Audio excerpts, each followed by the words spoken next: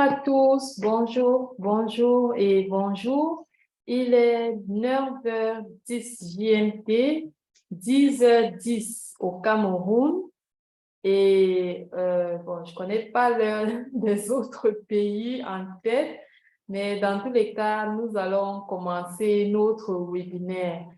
Alors, nous disons tout d'abord merci à tous pour votre patience et votre compréhension. Nous avons commencé avec un léger retard car nous étions en train de fixer l'interprétation en ligne. Donc, bienvenue à cette deuxième édition de cette année. Pour ceux qui le connaissent, pour ceux qui savent, il s'agit de Malaya Civil Society Coffee Talk. C'est une plateforme, un moment durant lequel la société civile paludisme se réunit en ligne pour partager leur expérience. Donc, le 6 avril, nous avons tenu la première édition de cette année, toujours sur le même thème, les bonnes pratiques de la société civile dans le processus GCC20. Donc, je m'en vais par là vous présenter rapidement l'agenda vu que nous avons déjà accusé un retard. Donc, nous avons le welcome, l'introduction par moi. Ensuite, nous allons directement passer au plat de résistance. Il n'y aura pas l'entrée. Nous allons passer directement au plat de résistance avec la parole donnée à nos différents panélistes du Bénin, du Sénégal, du Cameroun, du Madagascar. Et après leurs différentes interventions, nous aurons, comme d'habitude, notre session d'échange et de discussion. Je prie Jean-Claude de se déconnecter et de se reconnecter parce que son micro, OK, voilà, c'est pas OK, donc c'est OK maintenant. Excusez-moi, c'est juste un problème technique. Donc, je suis Karine Diboué du secrétariat CS Formi pour ceux qui me connaissent et aussi pour ceux qui ne me connaissent pas. Alors, juste un rappel pour ceux de CS Formi, pour ceux qui ne connaissent peut-être pas la plateforme. Nous sommes une plateforme d'organisation de la société civile engagée activement pour l'élimination du paludisme. À ce jour, nous avons plus de 600 membres qui nous viennent de 48 pays. Et ce que nous faisons beaucoup de renforcement des capacités. Pour ceux qui sont membres déjà depuis très longtemps, nous avons déjà organisé beaucoup de webinaires et même beaucoup de séances de formation aussi en personne. Nous travaillons dans le renforcement de l'influence de la société civile dans les différents CCN. Nous avons mis un groupe depuis l'année dernière, le groupe de travail CCM, et aussi dans le renforcement de l'influence de la société civile dans les différents programmes paludisme. C'est ainsi que nous avons déjà lancé au Niger, au Cameroun et à RDC la Task Force Société Civile PNLP. Nous travaillons aussi pour un impact au niveau local. Nous encourageons beaucoup des activités locales comme le suivi communautaire. Nous travaillons aussi en termes de plaidoyer, que ce soit sur le plan national, régional et même global. L'année dernière, nous avons eu à participer activement à la grande campagne de mobilisation des ressources pour le Fonds mondial Meet the Target. Nous travaillons aussi à développer des messages importants pour la société civile et aussi le renforcement de cette société civile. Alors, pour revenir sur le Coffee Talk que nous avons tenu le 6 avril, comme je le disais tantôt, nous avons eu 4 pays qui, à cette époque, avaient déjà soumis leur note conceptuelle paludisme dans le cadre du GCC20, du processus GCC20, la Côte d'Ivoire, le Congo-Brazza, le Nigeria et la République démocratique du Congo. Nous avons eu à peu près ce jour près de 50 participants. Alors, ce jour, les différents panélistes ont partagé avec nous leur expérience, comment ça s'est passé, comment est-ce qu'ils ont vécu ce processus, quelles étaient les difficultés et quels sont ce qu'ils retiennent comme suggestions ou conseils à partager avec leurs pairs. Donc, ce que nous avons retenu particulièrement, c'est qu'il faut bien entendu maîtriser l'agenda, toujours travailler activement en collaboration avec les différents partenaires. La cohésion est très, très importante. Être au courant des différentes activités et aussi et surtout que la société civile ait vraiment des capacités, des compétences pour pouvoir participer à cette plateforme de discussion. Alors, c'est le même exercice que nous allons tenir aujourd'hui avec d'autres pays. Je le disais tantôt, le Sénégal, le Bénin, Madagascar et le Cameroun. Donc, je présenterai les différents panélistes au fur et à mesure que la parole leur sera donnée. Donc, sans plus tarder, j'ai le plaisir d'annoncer Monsieur Fabrice Kotoko, qui nous vient de ASAP TV, qui est une organisation, comme son nom l'indique, très active dans la lutte contre la tuberculose et qui, depuis, je crois, 2020, est fortement engagée dans la lutte contre le paludisme au niveau de son pays. Et il va partager avec nous, comme je l'ai annoncé, ce qu'ils ont vécu dans ce processus, comment est-ce que ça s'est passé, quelles sont les leçons qu'ils ont apprises et surtout, quelles sont les bonnes pratiques que nous, société civile, nous devons retenir. Donc, avant de passer la parole à Fabrice, juste pour indiquer, pour tous ceux qui parlent anglais, s'il vous plaît, branchez-vous sur le canal en anglais. Et pour tous ceux qui parlent français, s'il vous plaît, branchez-vous sur le canal en français. So, if you speak English, we have live interpretation, so connect to the English channel. And for those who speak French, please go to your channel, French channel. Merci beaucoup. Fabrice, à toi. Merci. Merci beaucoup, Karine, pour la présentation. Et comme Karine l'a déjà dit, je vais vous présenter, bien sûr, l'expérience du Bénin pendant ce processus du GC7.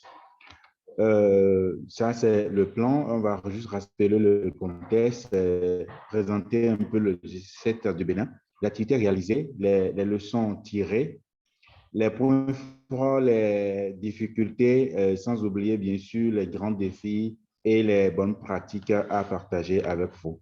Par rapport au contexte, vous savez très bien que le Fonds mondial investit depuis 2002 dans la lutte contre le VIH, la tuberculose et le paludisme à travers son modèle de financement basé sur le partenariat sur un cycle de 3 ans. Mais cette fois-ci, de façon vraiment très spéciale, nous avons eu quand même l'occasion d'avoir un appui supplémentaire de la part de CS Formés pour pouvoir vraiment assurer une bonne participation de la société civile et des communautés, bien sûr, au niveau de nos pays. Et puis, le Bénin fait partie des 8 pays qui ont bénéficié de cet appui. Le G7 du Bénin pour le cycle 2024-2026, le montant alloué par le Fonds mondial, c'est 103 382,35 euros. Et sans oublier, bien sûr, la contrepartie de l'État qui s'élève à environ un peu plus de 1 500 000 euros. Et le total des fonds répartis au niveau de notre pays s'élève à un peu plus de 104 982 453 euros. Et c'est bien sûr pour les 4 composantes VIH, tuberculose, paludisme et puis SRPS. Mais au niveau du Bénin, aujourd'hui, cette fois-ci, le mode de mise en œuvre qui a été retenu, nous avons un seul PIA qui est le CNLSTP et puis nous avons des sous-récipiendaires qui sont au nombre de 5. Voilà un peu réparti, par exemple, les différentes ressources par composante et surtout par sous-récipiendaire. Donc, au niveau du paludisme, c'est le programme national de lutte contre le paludisme à qui on a alloué 53 991 882 000 euros. Donc, il y a un montant d'environ 52,23% du montant total. Donc, vous voyez, le paludisme a quand même reçu la plus grande partie de l'allocation. Et de façon générale, pour ce qui est retenu aujourd'hui en matière de priorité au niveau de cette subvention par rapport au paludisme, il faut faire la distinction entre les priorités. D'abord, il y a les priorités définies au cours du processus de GC7 et surtout grâce à l'appui de CS Formi. Et au cours de ce processus, on avait défini 6 interventions, 26 activités pour un coût estimatif de 750 114 750 francs CFA. Et ça a été retenu après la validation de notre atelier le 20 avril. Maintenant, vous savez que par rapport à cette subvention, chaque pays devrait annexer une liste de 20 interventions prioritaires. Et dans cette liste de 20 interventions prioritaires, on avait déjà donné 5 interventions avec 28 activités. 28 activités parce qu'il y a eu des reformulations après pour pouvoir évoluer.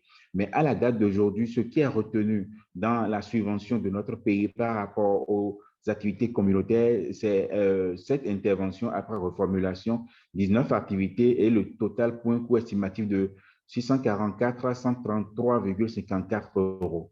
Ça, c'est un peu le résumé de GC7 au niveau de notre pays. Mais quelles sont les grandes activités qui ont été réalisées grâce à cet appui? Nous avons d'abord eu la chance avec cet appui d'avoir une assemblée générale constitutive de la coalition Zéro Palu qui s'est tenue le 7 mars parce que par le passé, il n'y avait pas vraiment un regroupement des organisations intervenant dans le domaine du paludisme au niveau de notre pays. Et ce qui fait qu'on n'avait pas par le passé des activités communautaires dans la subvention paludisme parce que les OSC intervenant dans le paludisme n'étaient pas regroupés. Donc, nous avons profité de cela pour mettre en place notre coalition Zéro Palu. Et puis, on a élu quand même des OSC qui siègent au niveau du conseil d'administration et bien sûr au niveau du conseil de surveillance. N'oubliez pas que dans cette coalition, ce ne sont pas les individus, mais ce sont les organisations de la société civile qui occupent des postes au niveau du conseil d'administration. Donc, ce n'est pas à titre individuel, mais à titre de représentation d'une organisation. Et aujourd'hui, regardez, ça, c'est un peu la cartographie des organisations qui sont membres de la coalition Zéro Palu et qui sont au nombre de 26 à la date d'aujourd'hui et également une répartition suivant le conseil d'administration, le comité de surveillance, le comité ad hoc et les autres OSC qui font partie de cette coalition.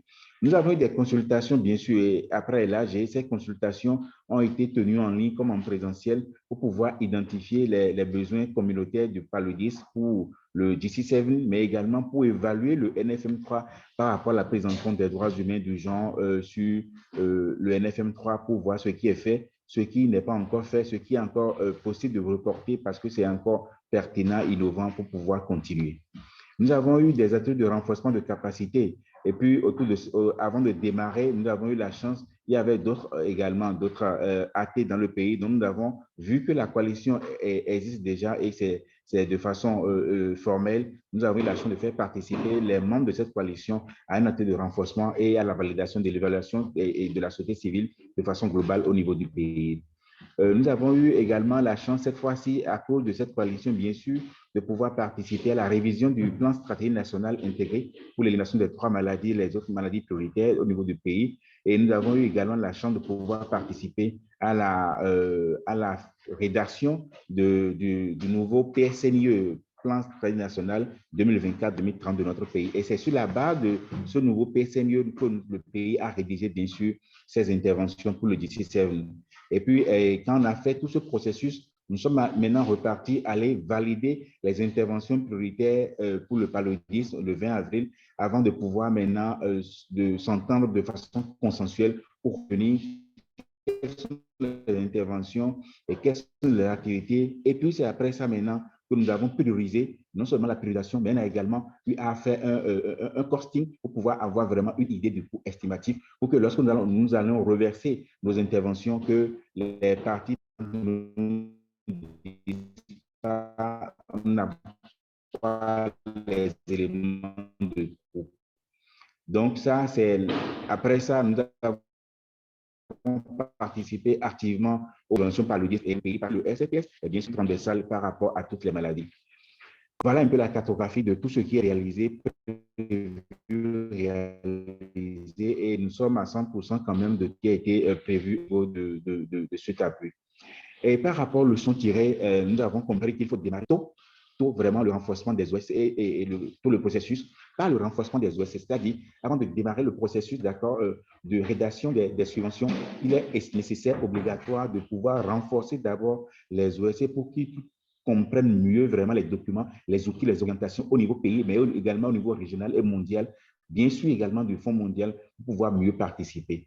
Et avoir des pré-dialogues, nous avons eu des pré-dialogues de la société civile pour toujours la maîtrise du processus D'accord? Nous avons eu quand même des représentants au sein du CCL, mais nous avons vu que ces représentants n'avaient pas vraiment le profil idéal pour la maîtrise et le suivi des activités de l'instance. Un faible financement des renforcements institutionnels au niveau des OSC, sans oublier bien sûr la proposition des activités pertinentes, parce que si les activités n'étaient pas pertinentes, n'allaient pas être retenues dans le DC7.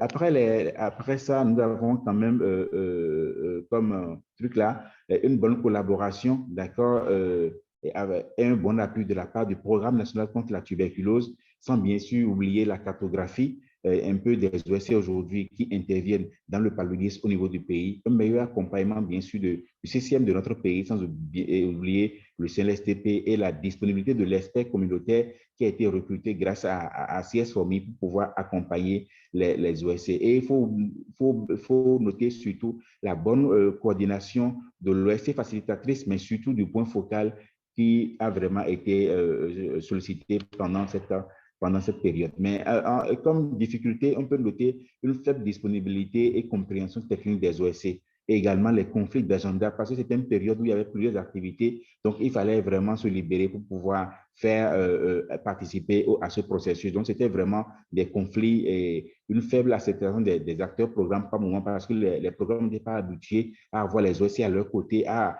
pouvoir avoir des OSC vraiment actifs qui proposent des choses vraiment pertinentes. Donc, c'était un peu ça. Et on avait aussi la difficulté par rapport aux séances parce que le planning n'était pas partagé et certaines informations n'étaient pas diffusées. Donc, du coup, c'était vraiment difficile pour nous de pouvoir vraiment avoir ces informations à temps.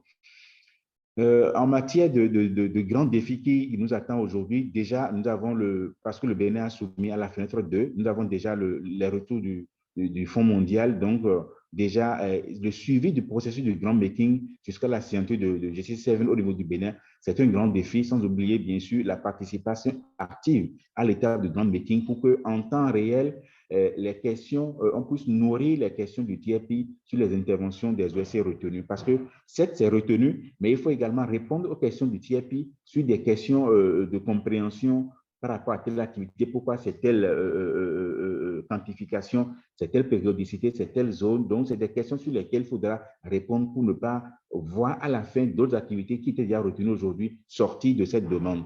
Et également le profil des représentants des OSC qui participent aux différentes activités. Les profils ne nous arrangent toujours pas parce qu'ils n'apportent pas vraiment ce qu'on aurait souhaité parce qu'il faut de renforcement de capacité. Comme bonne pratique aujourd'hui, on peut déjà dire qu'il y a un cadre unique et formel légal de regroupement des OSC qui interviennent dans le domaine du paludisme, qui est la coalition Zéro Palud au niveau du Bénin, qu'il y a eu des renforcements de capacité avant le démarrage du processus du DC7, qu'il y a eu l'instauration de mécanismes continus de suivi de redevabilité des activités. Et c'est pour ça que nous allons faire, par exemple, un dernier atelier pour pouvoir rendre compte aux OSC pour pouvoir leur dire voilà ce qui a été proposé entre-temps ici, mais voilà ce qui est retenu à l'étape actuelle dans comment on appelle, dans la subvention et également prendre des recommandations et des informations apportées au sein du CCM. Et pour finir, c'est le moment de pouvoir vraiment remercier CS Formi parce qu'il y a eu le transfert des fonds, d'accord, il y a eu également un tutorat et la possibilité de gestion des ressources avec le soutien de nos financiers. Parce qu'il faut dire aujourd'hui, par exemple, et Sophia, au niveau de Expertise France, a lancé un appel pour que les OSC puissent être éligibles. Il faut pouvoir gérer des fonds à un tel hauteur. Mais déjà, avec ces petits appuis, je pense que ça nous permet quand même de pouvoir avoir un peu la capacité de pouvoir gérer également les finances nous-mêmes et de mettre en pratique nos manières de procédure dans la bonne gestion du travail. Voilà un peu ce que je pourrais dire par rapport à l'expérience du Bénin. Je vous remercie. Merci, merci, merci beaucoup, Fabrice. Juste une seconde.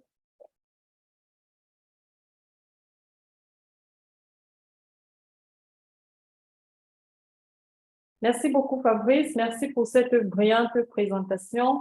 Donc, ce que je retiens, et les autres pourront prendre la parole tout à l'heure, c'est vraiment ce cadre formel de la société civile parce que Des fois, on dit que la société civile est dispersée, elle n'est pas unie, il manque de cohérence. Donc, instaurer ce cadre formel parce que les partenaires, à savoir le PNLP, le Fonds mondial et autres, voudraient savoir quels sont leurs... Lorsqu'on parle de société civile, qui précisément, ou alors quelle organisation peut être leur interlocuteur. Donc, ça, c'est très important.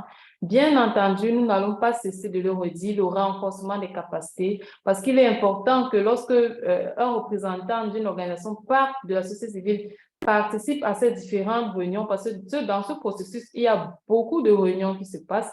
Il faut que la personne qui représente la société civile soit vraiment une personne compétente. Donc, et cela ne passe que par le renforcement des capacités.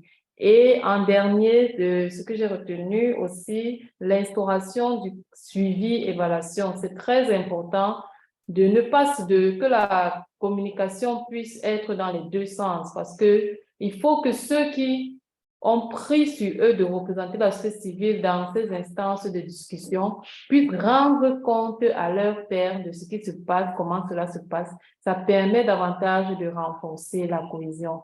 Donc, nous notons déjà cela. Je pense que les autres panélistes aussi qui vont suivre vont toujours enchérir. Merci encore beaucoup, Fabrice. Merci.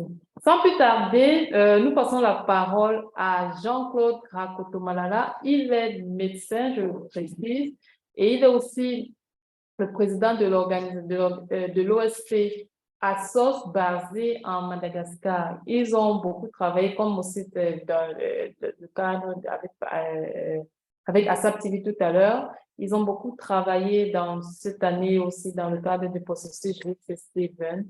Et je lui passe la parole pour nous présenter en quelques minutes la quintessence de ce que nous pouvons retenir en tant que société civile. Jean-Claude, tu as la parole.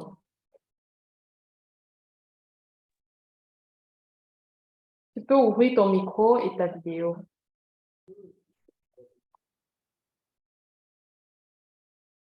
Ok, je pense que Jean-Claude a des soucis d'Internet. Il vient juste de nous quitter. Dans le temps qu'il revienne, attendez, il est en train de se reconnecter.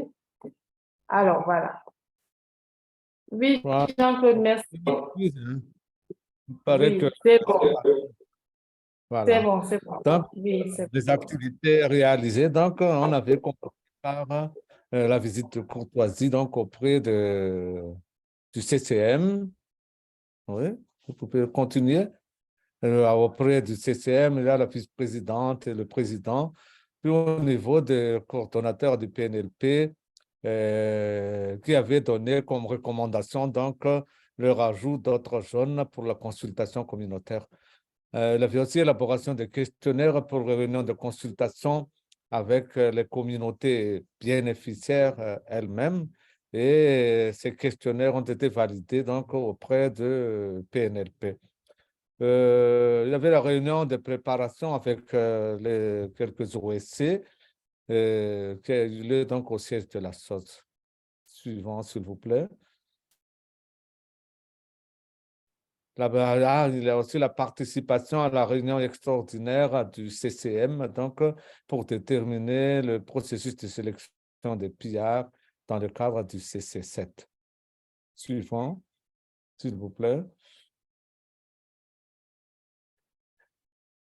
Après, donc, il y avait eu une nomination de ASSOS par le CCM comme membre du comité de pilotage dans le cadre de demande de financement du Fonds mondial. C'est très important de partir de cet comité parce que avec un membre de 7 personnes ici du gouvernement, du ministère et des autres PTF comme l'USAID, l'UNFPA et l'UNICEF, il y avait 2 représentants de l'OSC, donc 2 ASSOS dans ce comité de pilotage. Vous voyez donc la liste de ces membres du comité. Suivant, s'il vous plaît. L'organisation de dialogue communautaire. Donc, ça, c'est vraiment avec les communautés les plus touchées. On était allé donc jusqu'à 1000 kilomètres de la capitale pour faire ce dialogue pour vraiment avoir les informations émanant des communautés concernant leur perception, leur connaissance et aussi les recommandations qu'ils proposent donc pour améliorer la lutte contre le paludisme. On avait fait 8 dialogues communautaires au niveau de 8 localités différentes. Suivant. On avait organisé une réunion aussi de consultation avec les OSC impliqués dans la lutte contre le paludisme. Au total, 25 OSC ont participé, dont 8 provenant des régions. Et c'est là donc qu'on avait présenté les résultats donc, du dialogue communautaire au sein avec les communautés bénéficiaires. Et c'est à partir de ces résultats du dialogue communautaire qu'on avait identifié les activités, les interventions que l'OSC vont proposer donc dans le cadre de la note conceptuelle pour CC7 du Fonds mondial paludisme. On avait profité aussi de ce moment donc pour mettre en place le réseau d'OSC Séropalu. Mais là donc, nous mérite de souligner un peu que à Madagascar, il y a déjà une coalition des OSC dans la lutte pour la santé. Et comme le ministère ne veut pas avoir plusieurs coalitions à la fois, plusieurs plateformes à la fois, parce qu'il y a déjà une plateforme sur la nutrition, et la plateforme pour la santé, il y en a déjà. Donc, c'est pour ça qu'on avait mis au sein de cette plateforme d'OSC, donc santé, le réseau des OSC Séropalu, parce que ce n'est pas tout le monde qui intervient dans la lutte contre le paludisme. Voilà, s'il vous plaît. Votre activité, c'est la participation au dialogue pays. 4 OSC y ont participé. La validation des axes prioritaires des 3 maladies par les 2 représentants des OSC dans le comité de pilotage. La formation des OSC sur le guide CLM, l'envoi de propositions d'intervention OSC au PNLP, aux consultants au GTM pour le C19RM et le CC7 paludisme. Donc, les interventions qui ont été identifiées par les OSC, on l'avait un peu divisé en 2. Une partie ont été envoyées donc, pour les activités communautaires dans le C19RM et une partie donc pour le CC7 paludisme. Par la suite, il y avait la participation à l'écriture finale de la note conceptuelle pays qui a été organisée à Antirapé. 4 OSC aussi ont participé. Et l'autre point important, c'est la participation aux AG du CCM par le représentant de l'OSC PALU, donc à l'intérieur du CCM. Nous sommes 2 là. Donc, on avait au total assisté à 2 assemblées générales ordinaires et 2 assemblées générales extraordinaires, dont la validation des propositions pays avant l'envoi au Fonds mondial. À titre de la paix pour Madagascar, dans la fenêtre 2, donc, c'était le 31 mai que la proposition de Madagascar a été envoyée au Fonds mondial. Suivant, s'il vous plaît. Quelques difficultés rencontrées. Perturbations au démarrage de ces activités suite au passage des cyclones dans la Grande Île.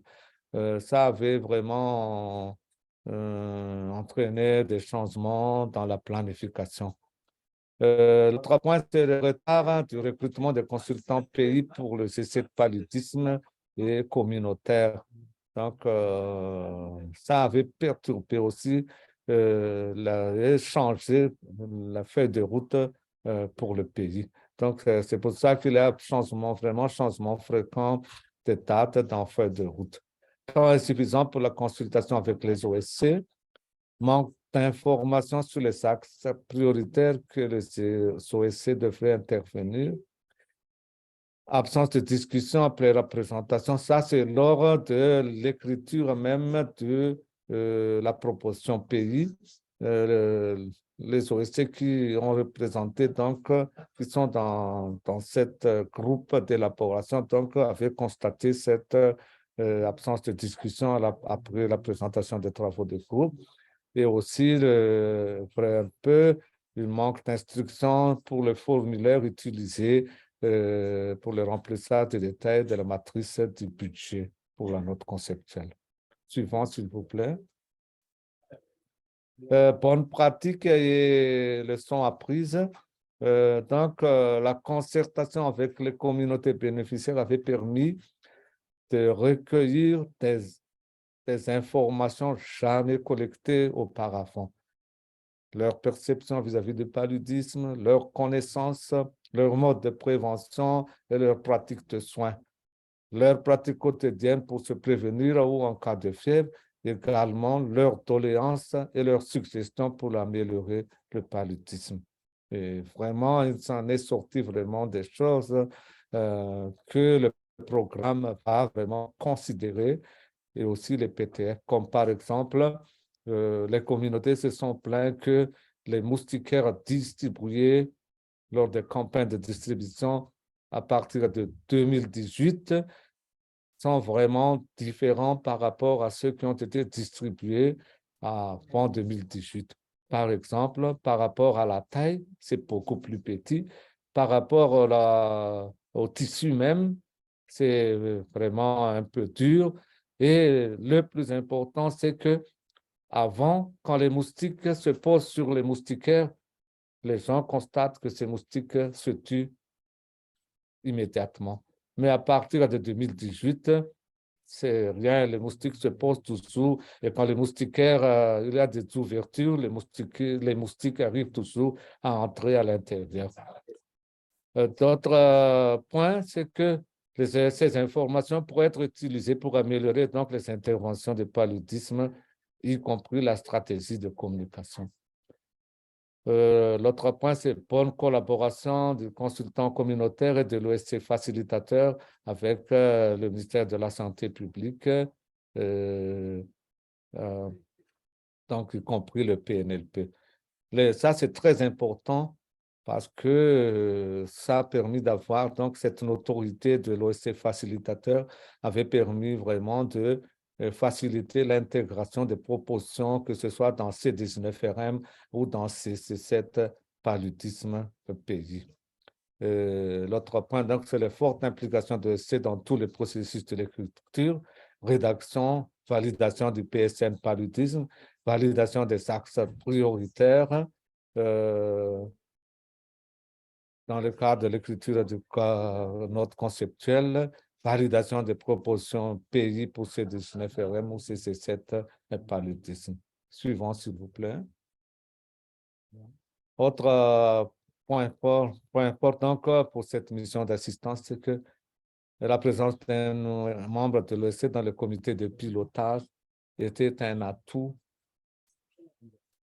Donc c'est très important pour que les membres du GTN respectent les propositions d'intervention émanant des OSC.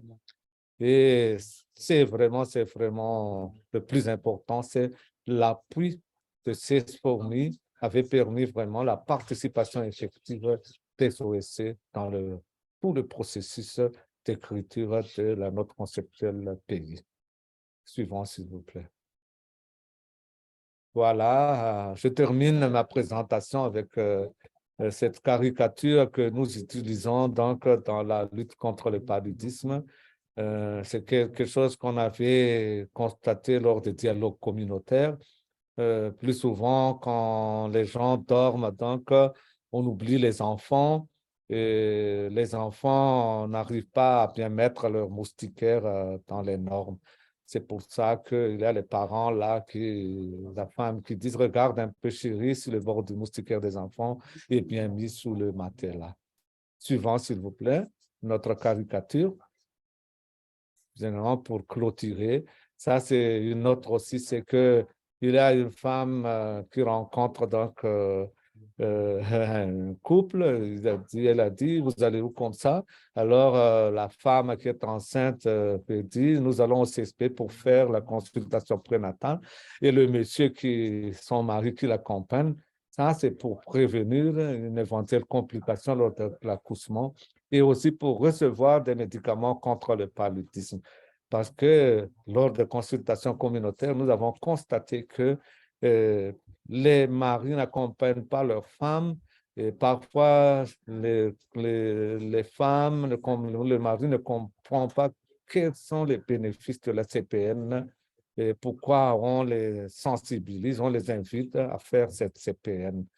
Merci beaucoup à ces fourmis et Issa. Ensemble, nous vaincrons le paludisme. Merci. Merci beaucoup, Jean-Claude. Très bien. Très bonne présentation aussi. Vraiment, avec ces caricatures, avec ces messages forts. Effectivement, quand les parents partent se coucher, ils peuvent souvent oublier de regarder un peu si la moustiquaire est bien fixée sur le lit des enfants.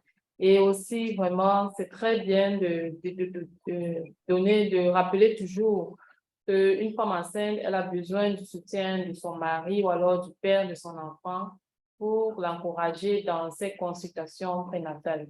Donc, dans tous les cas, merci. Et nous retenons particulièrement que à votre niveau, comme les autres d'ailleurs, c'est très important de consulter les communautés que nous représentons. Parce qu'en réalité, ce que nous proposons dans les notes conceptuelles paludisme, c'est leur volonté, c'est ce qu'ils veulent, ce qu'ils désirent. Comme Dr Jean-Claude parlait tout à l'heure des moustiquaires. Oui, nous avons déjà entendu beaucoup cela lors des différentes consultations. Beaucoup de personnes disent que les moustiquaires qu'ils utilisent actuellement ne sont plus de non pas la qualité que ça avait avant. Donc, il y a peut-être ça peut être l'une des causes, des raisons pour lesquelles les populations peut-être même n'utilisent pas les moustiquaires. Donc, c'est très important de toujours tenir compte de ce que la communauté pense, de ce qu'elle veut, et c'est leur pensée, leur volonté que nous comment je vais dire ça, que nous traduisons en activité ou alors en projet pour les notes conceptuelles paludisme. Merci beaucoup, Jean-Claude, une fois de plus. Alors, sans plus tarder, nous allons aller rapidement. Il nous reste 2 panélistes, celui du Sénégal et puis celui du Cameroun.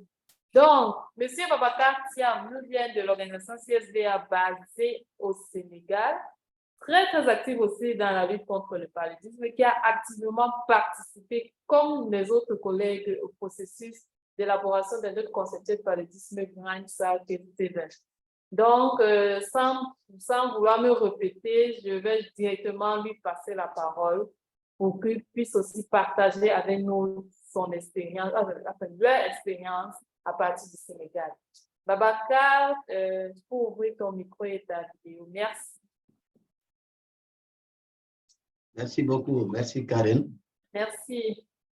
Merci à tous les collègues et aussi à tous les partenaires qui ont accepté de nous joindre à cette réunion de partage des expériences à l'issue donc d'un long processus qui a permis aux organisations de la société civile dans tous les pays, notamment les pays d'Afrique, de pouvoir vraiment prendre activement part à ce processus.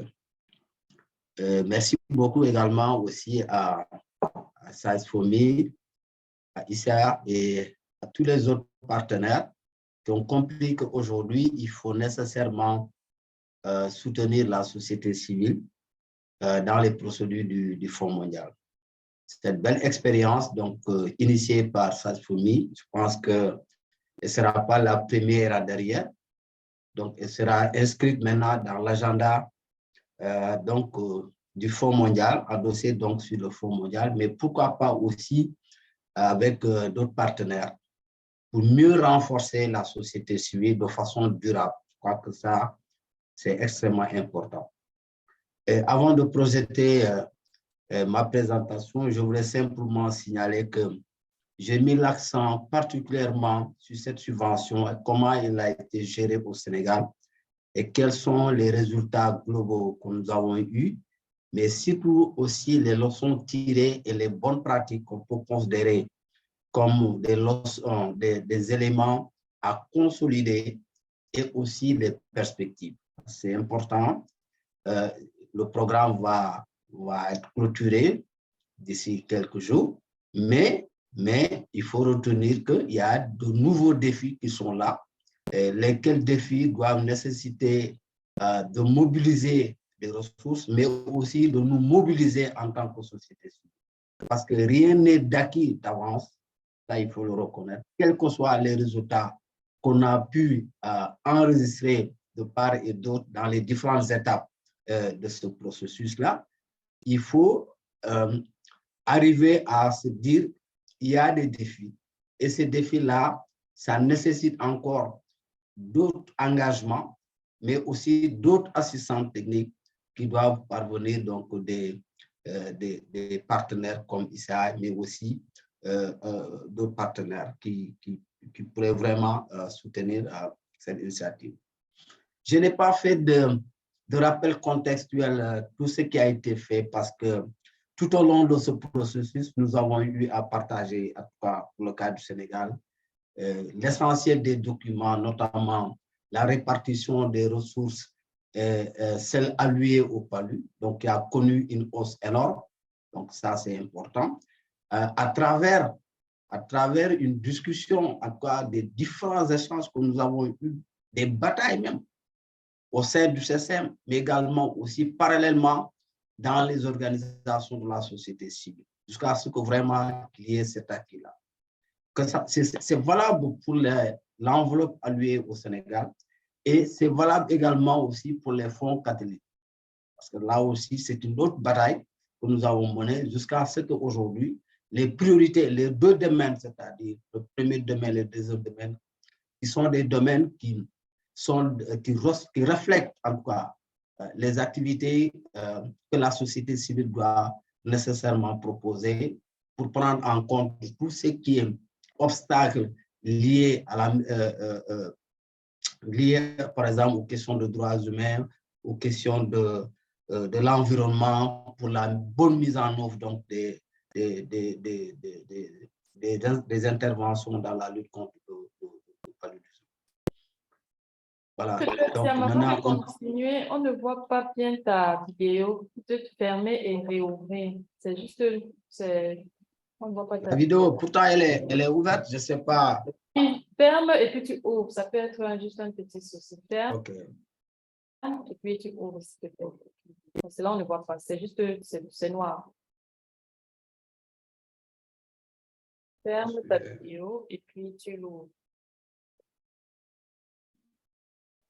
Là, c'est ouais. bon. Oui, OK. oui, très bien. Maintenant, slide. Let's go. Alors, donc, comme je dis, il s'agit d'un panel de partage des expériences qui est centré sur DC7 au Sénégal, mais plus particulièrement le volet PALU. Les autres, tout ce qui est VIH et PALU, et pardon, TB, j'ai pas pu essayer de les mettre en compte.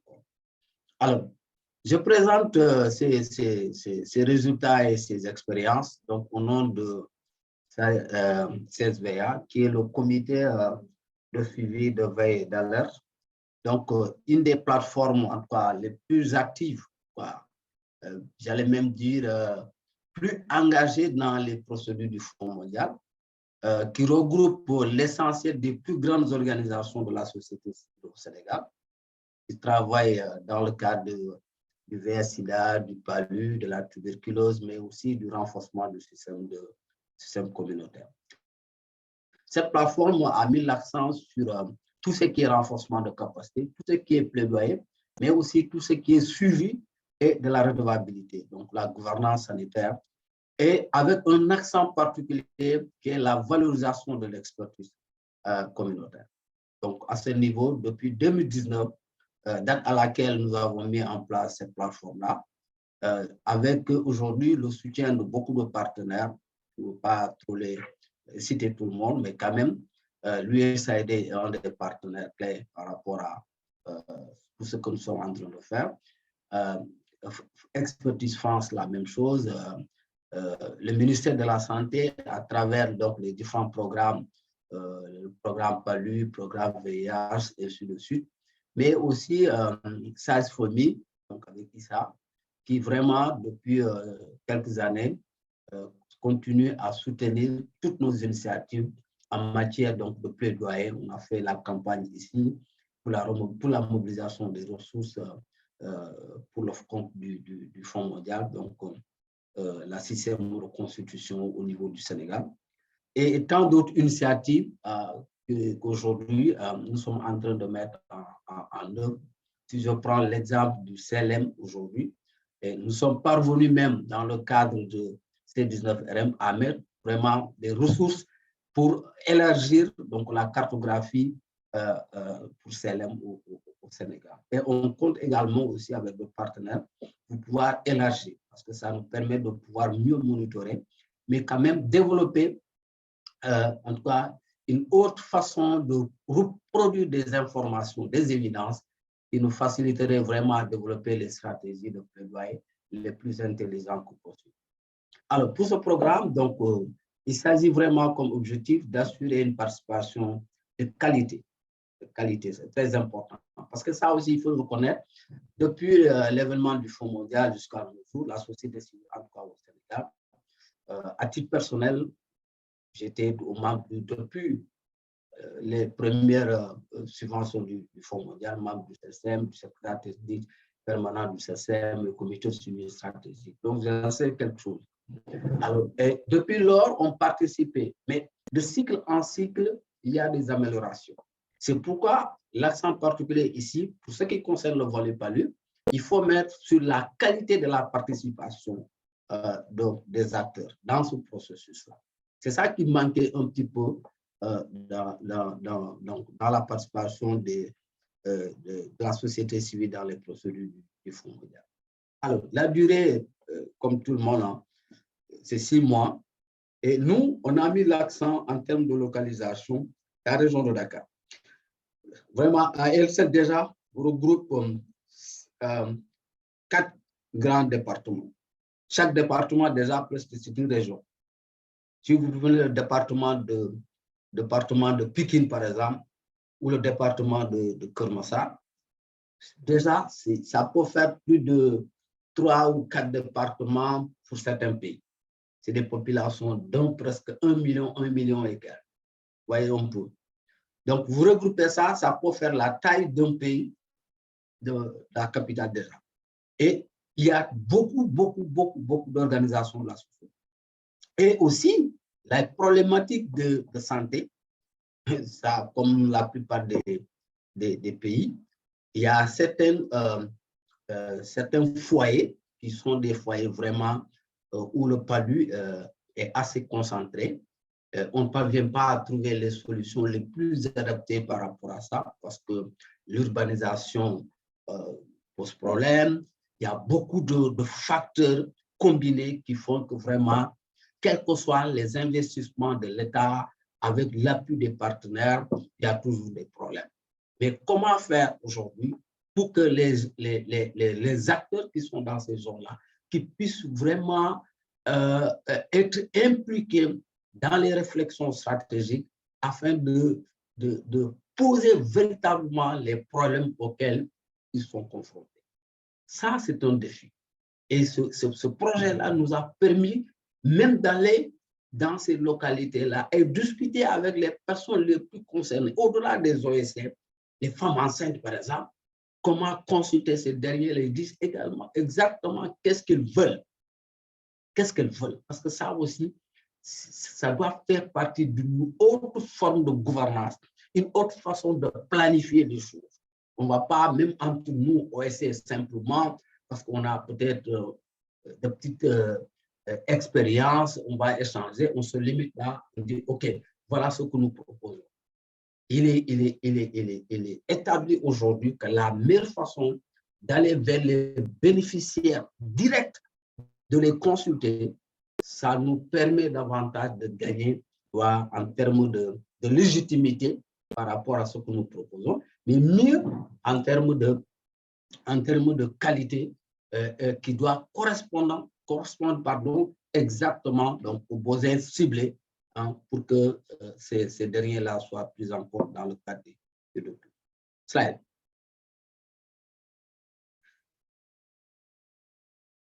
Slide. Voilà. Donc, principalement, il s'agit de deux objectifs spécifiques. Le premier, c'est soutenir la participation active des OSC et des communautés au cours du processus.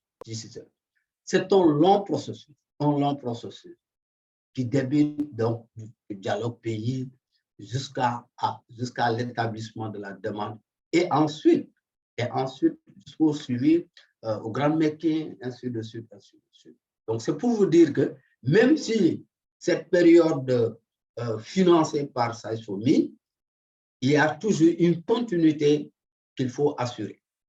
Voilà. Maintenant, quelle forme de collaboration on pouvait voir, quel soutien technique qu'il faut mettre en place encore pour assurer la continuité, ça c'est notre cas.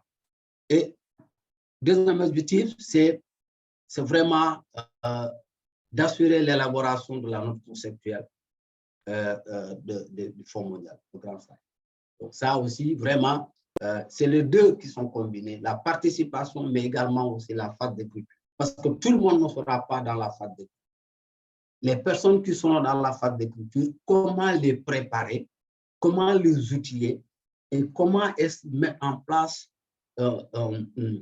des stratégies les plus adaptées pour pouvoir assurer tout ce qui a été identifié comme priorité. Comment on peut développer un argumentaire ou des argumentaires d'ensemble et quelles sont les personnes qui doivent pouvoir porter ces argumentaires-là, les défendre lors des différents. Parce que pour le cas du Sénégal, nous avons eu le processus C19RF, nous avons eu les 3 demandes, demande PALU, demande VIH, demande tuberculose. La plupart de ces organisations sont des organisations qui sont vraiment, qui travaillent dans ces différents domaines. La plupart. Alors donc, si vous avez des experts qui sont sur le VIH, d'autres qui sont sur le PALU, ils ne veulent pas laisser aucune maladie leur échapper et comment essayer entre nous de nous organiser pour qu'il y ait vraiment de l'expertise de qualité pour le PALU, pour la tuberculose, pour le VIH, ça c'est notre défi. Et cela doit se préparer. Cela doit se préparer. Sinon, on allait envoyer des personnes qui n'ont pas le profil nécessaire pour pouvoir défendre les priorités de la société civile. Parce que les documents qu'ils vont préparer, notamment les priorités de financement qui constituent des annexes, même si on les a établis, mais est-ce que toutes ces personnes-là ont les capacités de pouvoir les défendre lors donc de l'écriture de dialogue? C'est pourquoi cette subvention-là nous a permis, dans différentes rencontres, de revenir et d'insister sur le contenu de chaque activité, le contenu de chaque intervention. Si c'est nécessaire, nous avons même élaboré des notes conceptuelles, des notes techniques explicatives pour que chaque individu ou chaque représentant dans un comité de rédaction qui puisse dire voilà exactement ce que veut dire cette intervention et comment ça doit se dérouler, la faisabilité, les ressources que ça devrait nécessiter. Donc ça aussi, ça a été fondamental comme objectif pour préparer les actes. Slide. Slide. Voilà. En termes d'activité, principalement, il s'agit vraiment de recruter ou de désigner donc, un expert communautaire. Et ça aussi, à l'unanimité au niveau du CSVA, ils m'ont fait confiance parce que par mon background, mais aussi ma maîtrise donc, du sujet, du domaine, de la mission, parce que par eux aussi, je suis consultant. Et j'ai eu la chance également aussi, pour le rappeler, d'être recruté par Expertise France, ce qui m'a donné aussi une autre possibilité. Non seulement je peux défendre les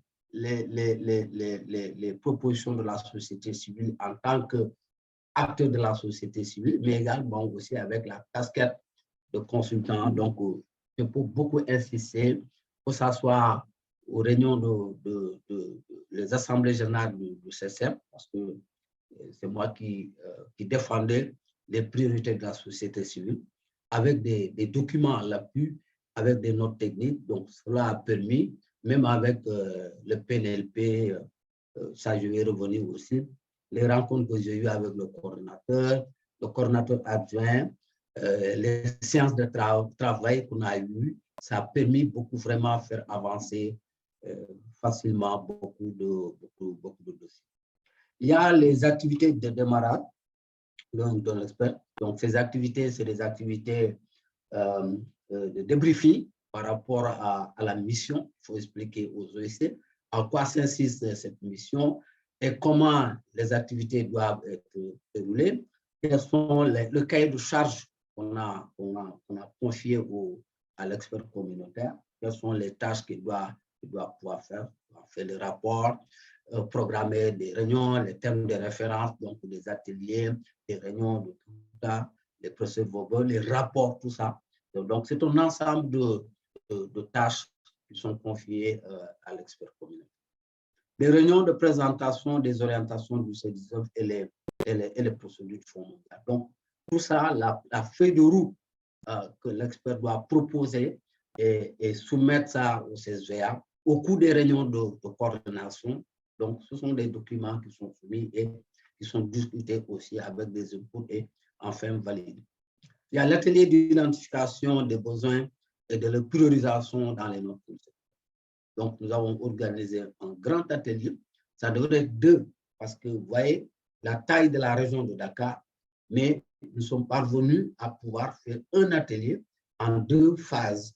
Donc, un atelier, c'est un seul atelier, mais on a intercalé pour avoir la qualité en termes pédagogiques, parce que s'il y a beaucoup de nombres, ça va être de cacophonie, mais comment faire pour que tous les départements puissent avoir le représentant dans ces ateliers. Et pendant 2 jours, nous avons passé au crible les discussions, l'analyse vraiment contextuelle, et ainsi de suite, mais aussi parce que dans certaines régions, pardon, dans certains départements, il est un peu difficile d'intervenir.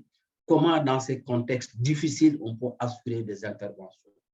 Et l'accent, comme dans d'autres pays, sur l'utilisation des moustiquaires, parce que nous sommes partis d'un constat très simple qu'on a distribué des moustiquaires, mais malheureusement, il n'y avait pas une évaluation qui permet de dire aujourd'hui la priorité doit être accordée à la distribution des moustiquaires. Et on ne demande pas au CSM, ouais, on a demandé au CSM de regarder les évaluations passées avant de procéder à la validation de la moitié de la subvention qui va aller moustiquaires. Sans suivi aussi. Donc, le cas des moustiquaires a été l'un des points les plus dominants lors de ces discussions. Mais n'empêche, nous avons proposé d'autres priorités qui sont déjà donc, dans la demande de financement. Les réunions d'analyse et consolidation des priorités en lien avec les orientations. Parce que nous avons travaillé sur la base des outils du Fonds, le cadre modulaire du Fonds mondial, le plan stratégique de lutte contre le palu au Sénégal, le plan d'accélération, ça va venir parce que c'est des documents, c'est des outils qui sont sur la base desquels nous avons travaillé au niveau. On n'a pas travaillé comme ça ex nihilo, on a travaillé sur le cadrage en se fondant sur des documents référentiels qui sont donnés, soit par le pays, soit par les partenaires aussi, ou bien par le Fonds mondial. Alors, l'atelier de validation des priorités sur le palu. Cet atelier-là, on l'a tenu à Dakar, mais un autre atelier à Thiès. Actuellement, je suis à Thiès, je suis arrivé ici à 23h. Ça, c'est dans le cadre de notre mission. Mais l'atelier de Thiès a été l'atelier où, personnellement, dans le cadre de Fonds, on a fait amener les plus grands experts, en tout cas communautaires palu. Voilà.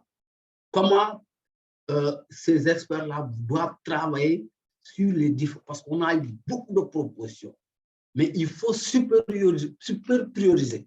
Voilà, il faut super prioriser, parce que sinon on ne va pas s'en sortir. Et on a dit aux gens, écoutez, ce n'est pas une affaire de, voilà, c'est moi qui ai proposé, il faut que ça passe. Non, on va voir ce qui doit intéresser le pays, ce qui doit impacter. C'est ça qui est plus important. Ce n'est pas une compétition en termes de nom. On regarde ce qui cadre avec les documents nationaux, ce qui cadre avec le cadre modulaire que le Fonds mondial a proposé, mais aussi s'il y a d'autres documents qui font qu'aujourd'hui les défis prioritaires par rapport à la lutte contre le palud, c'est ça que nous allons prendre en compte. Mais aussi l'enveloppe qui est donnée. Étant entendu que tout ne peut pas être financé par le Fonds mondial.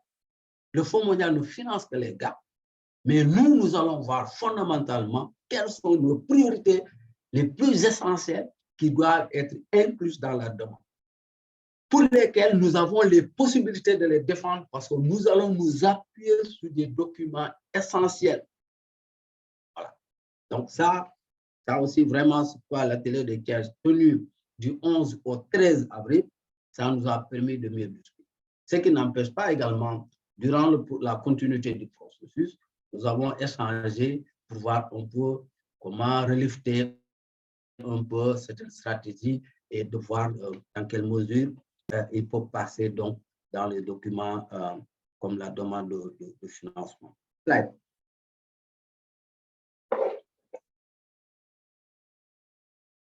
Slide, OK.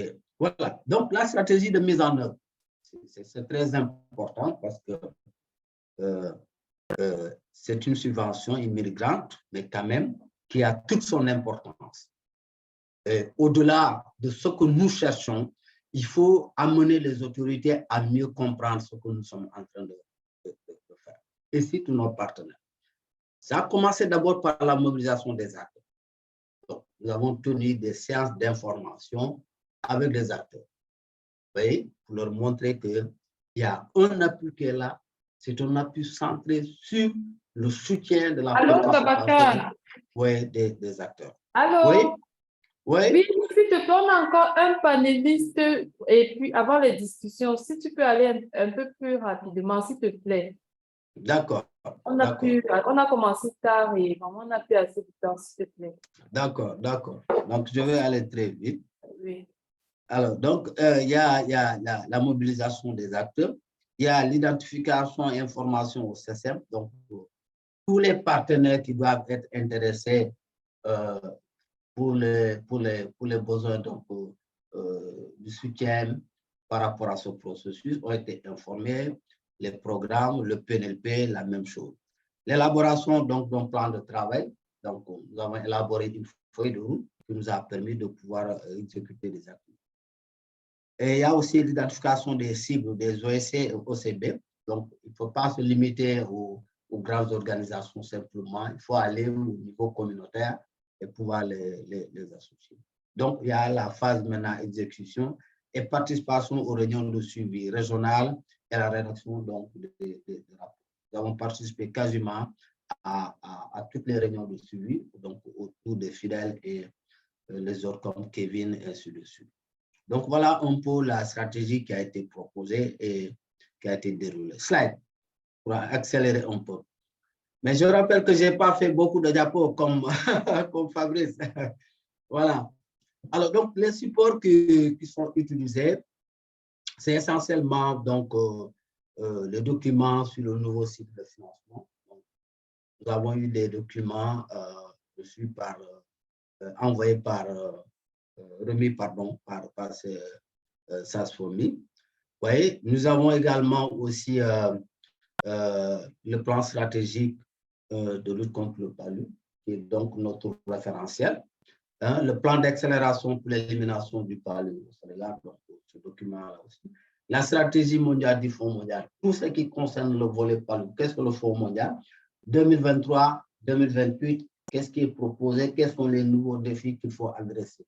Parce qu'on ne doit pas sortir donc de ces cadres-là pour inventer des choses qui à l'arrivée, donc lors de l'écriture, ça va nous poser des problèmes. Si c'est dans le plan stratégique, si ça ne finit pas, le PNLP te dit, bon, ça, ce n'est pas nos priorités. Voilà, nos priorités sont vraiment cadrées, sont bien structurées. C'est pourquoi donc il faut vraiment prendre en compte ces documents-là. Slide. Alors, donc j'ai rappelé aussi les principales réalisations, donc ils sont là. c'est la désignation de l'expert, c'est l'organisation des réunions de présentation du projet, donc ça il faut mis par le DC7, mais dans le contexte global de la subvention DC7, comment elle se présente, quels sont les changements, les modifications, quelles sont les nouvelles stratégies qui sont intégrées, et donc tout ça, ça fait l'objet donc de partage. La production donc d'une fiche technique d'information à l'intention donc du CSM. Pourquoi cette subvention? En quoi cet appui-là pour nous aider comme appui? Parce que c'est le CSM qui centralise tout ce qui est assistance technique dans le pays. Dans le cas du Fonds mondial, si un partenaire doit soutenir quelques entités, ça doit vraiment être connu au niveau du CSM pour que le CSM puisse capitaliser ça. Donc, l'organisation d'un atelier d'identification des priorités pour le financement, organisation de réunions de coordination pour partager les résultats préliminaires avec les dossiers, organisation de réunions de suivi pour la stabilisation des priorités. Ça aussi, c'est très important. On a eu vraiment une liste exhaustive de priorités, mais on ne peut pas tout prendre. Donc, il faut essayer de sélectionner et voir les priorités les plus essentielles. Il y a la participation à la phase d'écriture de la DDF.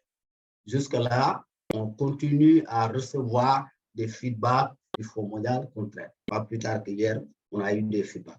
Mais pour le cas du PALU, il n'y a pas trop de feedback. Donc, on considère que vraiment, il y a un travail qui a été fait. Parce que la stratégie du Sénégal, c'était de soumettre plusieurs drafts. Quand on soumet un draft aujourd'hui, 2 semaines après, on soumet un autre draft, draft 1, draft 2, draft 3, draft 1, draft 2, draft 3, les suites de suite. Ça a permis à l'équipe pays du Fonds mondial et les groupes, les comités d'écriture et le système de pouvoir apporter régulièrement des corrections. Ce qui a fait que quand les documents sont arrivés au TRP, donc il y avait moins de feedback et ça nous a fait gagner donc en termes de moins de temps de travail. Voilà. Il y a la participation aux réunions du système et à la validation des délais. Donc, on a défendu les documents, le document PALU, le document VIH, au niveau du système, avec des arguments, parce qu'à chaque fois, s'il y a des points qui ne sont pas très clairs, donc le système nous pose la question et on essaie d'apporter des clarifications. Au besoin même, on fait une note explicative pour partager. Et ce qui a été, j'ai oublié de le mentionner ici,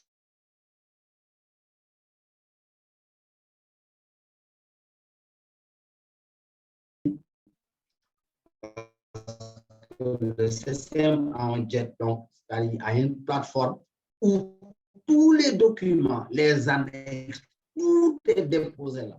Il suffit d'être dans le comité de rédaction ou en cas en consultant quelque chose comme ça. Vous avez le lien. Ce lien-là vous permet d'accéder à tous les documents. Et on a demandé au CSM parce qu'à l'époque, il y avait les programmes PALU, VIH, tuberculose, CSM. Mais la société civile n'avait pas une fenêtre. Et on a demandé au CSM le secrétaire produit par la société civile.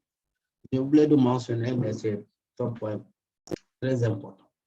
Donc, l'élaboration des rapports techniques et financiers, nous avons soumis la quasi-totalité de nos rapports financiers. Donc, sur la base des carnavals qui sont envoyés, l'élaboration des thèmes de référence, planification des activités. Donc, les thèmes de référence de toutes les activités ont été élaborés et partagés avec les autres collègues, donc le CCR, mais aussi les programmes. Oui. Alors, oui, Babacar, nous sommes à la fin. Est-ce que... Accélère. Oui. Vas-y. Est-ce que en 2 minutes, tu peux terminer, s'il te plaît? S'il te plaît, est-ce que tu peux en 2 minutes terminer ta présentation? Le temps est vraiment contre nous. D'accord. D'accord, merci. Bon, en termes de c'est vraiment le renforcement de capacité. de la dynamique associative. Donc, ça a permis aux gens de mieux comprendre les procédures du Fonds mondial. Mais également aussi, ça a permis aussi aux groupes vulnérables qui sont à un certain niveau de pouvoir donner leurs besoins prioritaires. La prise de conscience sur la nécessité de valoriser l'expertise communautaire, donc ça c'est important. Et aussi l'intégration de certaines stratégies comme le CSM. Et aussi le renforcement des ressources à travers donc, les fonds catalytiques qui ont été pris en compte pour vraiment financer les priorités essentielles dans le cadre de la DDPALE. Slide. Voilà, toujours dans le point fort, la préparation d'un argumentaire fondé sur les nouvelles stratégies. Donc là aussi, c'est très important. Parce que souvent, lors de l'écriture, quand on ne comprend pas certaines choses, donc on se pose des questions et à la limite, certains te disent, mais on peut l'enlever parce qu'on n'a pas compris. Mais c'est pourquoi nous avons pris la peine de pouvoir, pour certaines stratégies, quel que soit le libellé, la formulation, on accompagne avec donc, une autre technique. Vraiment, la participation de 150 étudiants de l'université Alioune Diop de Bambey. Donc, ça a permis vraiment de renforcer la discussion, mais de ressortir d'autres gaps en termes d'intervention. Parce que les étudiants, la plupart sont des étudiants en santé communautaire. C'est une université spécialisée en santé communautaire. Donc, comment prendre en compte ce qui se fait dans les universités et ce qui se fait au niveau communautaire. Donc, ça, vraiment, nous avons beaucoup salué. Et ça a été l'occasion de discuter avec l'université pour voir si on va faire la valorisation de l'expertise communautaire, la certification donc, de l'expérience d'un acteur communautaire. Et aujourd'hui, on est en train de mettre en place un groupe de travail pour réfléchir sur les modalités par rapport à la valorisation de l'expertise communautaire. Donc, voilà quelques images donc, de ce forum-là qui a eu lieu au niveau en marge donc, de la journée mondiale de lutte contre le Quelques difficultés, bon, c'est l'hyperconcentration des activités sur les OSC. Comme j'ai dit, la plupart de ces OSC ont des domaines transversaux. Donc, ils sont sur le PALU, le VIH, la TB, ainsi de suite. Et d'un moment, ils sont sollicités par ces différents programmes. Donc, pour avoir vraiment l'expertise de qualité, pour participer donc, dans ces différentes réunions-là, ça pose problème. Ça a été des difficultés. Il y a aussi le déroulement de différentes feuilles de route. Le CCM a une feuille de route, le PNLP, la TB ici, le CSVA. Donc, chacun a sa feuille de route, ce qui fait que vraiment, il arrive des conflits d'agenda, ce qui n'a pas du tout facilité le travail à un certain moment. Oui, vas-y, slide.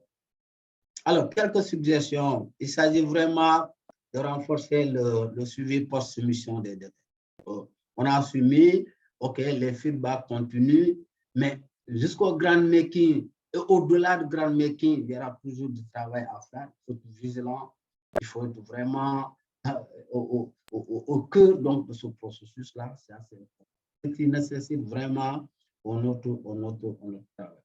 Au niveau régional, donc, nous pensons qu'il faut capitaliser tout cela, mais il faut vraiment essayer d'élaborer, bon, on appelle ça un livre blanc, mais ça peut être en tout cas un document qui va montrer au Fonds mondial, aux autres pays, tout ça, comment la société civile, avec cet appui-là, s'est organisée pour pouvoir vraiment assurer une bonne participation dans ce truc-là. Et ça va servir de leçon, mais ça va servir également aussi à revoir un peu avec le Fonds mondial comment davantage accompagner la société civile pour qu'elle soit mieux outillée, mieux accompagnée, pour vraiment un engagement de qualité dans les procédures. Slide.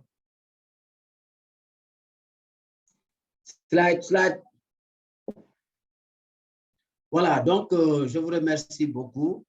On remercie également aussi tous les partenaires au niveau pays, au niveau région, donc au niveau régional, tous ceux qui ont vraiment de près ou de loin vont accompagner le Sénégal par rapport à ce processus. Voilà, donc je vous remercie. J'ai été un peu long, mais pas plus long que les autres. Hein. Pas plus long que les autres. Karine, cette fois-ci, il faut prendre le chrono et dire à chacun combien de minutes il a. Je n'ai pas fait plus de temps que les autres. Peut-être que j'ai eu la malchance d'être le dernier et on m'accélère. Non, tu n'es pas le dernier, Babacar. Merci, Okay. Merci pour ta présentation. Alors, merci à Babacar. Le temps étant contre nous, je passe directement la parole à mon collègue fidèle que vous connaissez, qui va nous partager l'expérience que nous avons eue ici à notre niveau, au niveau du Cameroun. Donc, je rappelle, après le passage de fidèle, nous allons donner la parole à quelques personnes d'entre vous. Si vous avez des commentaires, ou même des questions, ou si vous avez précisément des questions, vous pouvez déjà même les écrire dans la chat box ou alors dans la box questions-réponses. Fidèle à toi, merci. Bonjour Karine, bonjour Babacar, bonjour aux autres collègues de la société civile, et ainsi qu'à tous ceux qui sont connectés. C'est un plaisir et un honneur de participer à ce Coffee Talk, des partages d'expériences, d'échanges sur ce qui s'est fait en termes de contribution à la société civile dans le cadre du processus DC7. Cela a été vraiment très édifiant d'écouter les autres collègues du Bénin, Madagascar et Sénégal.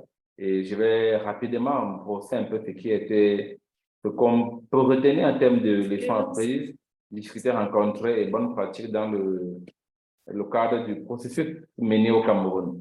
Ce qui compte, c'est le plan de présentation qui va être déroulé. Sans plus tarder, je dirais tout d'abord que dans le cadre du processus D7, l'objectif était de soutenir l'engagement significatif des personnes touchées par le paludisme lors de l'élaboration de la constitution pays. Paludisme D7 qui a été soumis au Fonds mondial, la précision est importante. Le Cameroun a soumis sa note conceptuelle avant le 29 mai, précisément le 28 mai dernier. Et à ce jour, nous sommes dans le processus d'attente des feedbacks du comité de revue du Fonds mondial. Il faut dire qu'au niveau du Cameroun, Impact Santé Afrique, avec de concert avec d'autres OSC, ont assuré la mise en œuvre de certaines activités en appui aux activités mises en œuvre par le CCM et le PNLP. Mais au-delà de cela, Impact Santé Afrique a assuré la coordination régionale de l'implémentation des activités de la société civile paludisme qui ont contribué dans 9 pays au total dans le cadre du processus D7. Et cet agit essentiellement d'une assistance technique et financière apportée aux OSC afin qu'elles puissent mettre en œuvre des activités de qualité afin de renforcer la contribution de la société civile paludisme dans leurs pays respectifs. Donc, cette assistance s'est faite entre les mois de janvier et juin 2023. Concernant, pour brosser premièrement ce qui a été fait au niveau du Cameroun, je dirais que les OSC paludisme au niveau du Cameroun ont eu à participer aux ateliers d'élaboration du plan stratégique national de lutte contre le paludisme, participer aux réunions de la mission du Fonds mondial avec le comité de rédaction de la demande de financement DC7 au Cameroun. Au Cameroun, nous avons mis en place un groupe de travail des OSC paludisme qui devaient apporter qui ont apporté leur appui et continuent à apporter leur appui dans les dernières étapes de la soumission de la demande de financement adressée au Fonds mondial.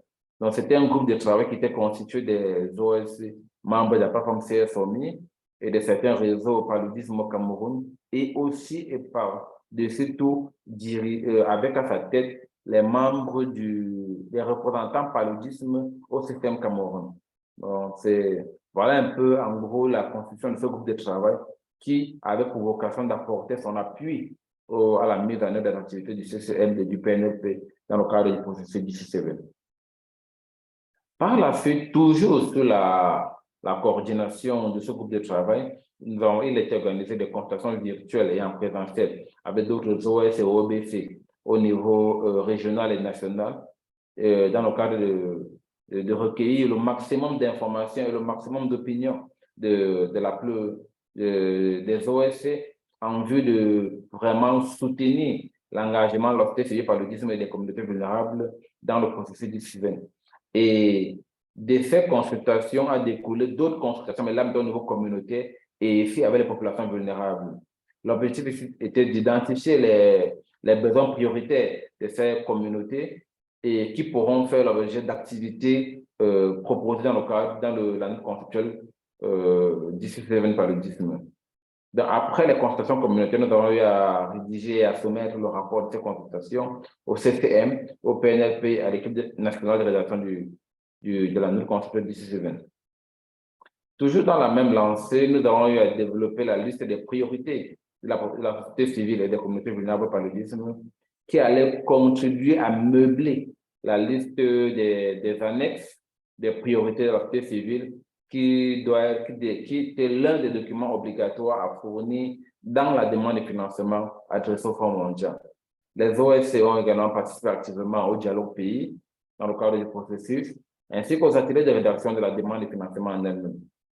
Sans oublier qu'au sein des ESA, nous avons également produit beaucoup de documents. Nous les avons disséminés aussi bien au niveau national qu'au niveau régional avec les autres pays, comme l'ont si bien soulevé les autres collègues qui sont passés avant moi. Sur cette slide, ce sont quelques photos des activités menées. Donc, sur la première slide, c'est la photo de gauche, c'est la mise en place du groupe de travail que nous avons appelé groupe de travail OSC paludisme Cameroun. Comme je l'ai dit, c'était un groupe de travail qui était constitué des membres du système Cameroun, des membres des réseaux Palu Cameroun et CSOMI Cameroun. La photo de droite, c'est une assise, un focus group discussion du côté de l'extrême nord Cameroun, dans un village qui est appelé Igawa Meme.